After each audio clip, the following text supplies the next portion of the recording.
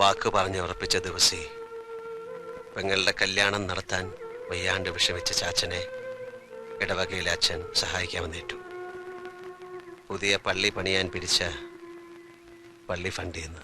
അതിപ്പോ എന്നാ കമ്മിറ്റി തീരുമാനിക്കാനാ? ഇട്ടിച്ചൻ എത്ര രൂപ വേണ്ടെന്ന് വെച്ചാൽ അങ്ങ് എടുത്താ പോരെ?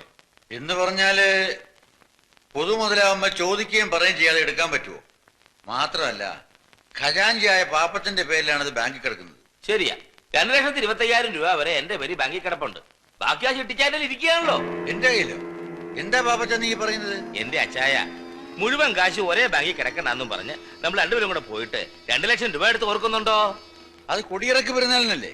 ഇതെന്നത്തെ അച്ചായ നീ പറയുന്നേ? ഈ 2 ലക്ഷം രൂപ എടുത്തത് ഒരു ശനിയാഴ്ചയായിരുന്നു. അന്ന് ഉച്ച കഴിഞ്ഞ് ബാങ്ക് ഒഴിവായതുകൊണ്ട് ഈ കാശ് അച്ചായൻ വീട്ടിലേക്ക് പോയത് ഓർക്കുന്നുണ്ടോ?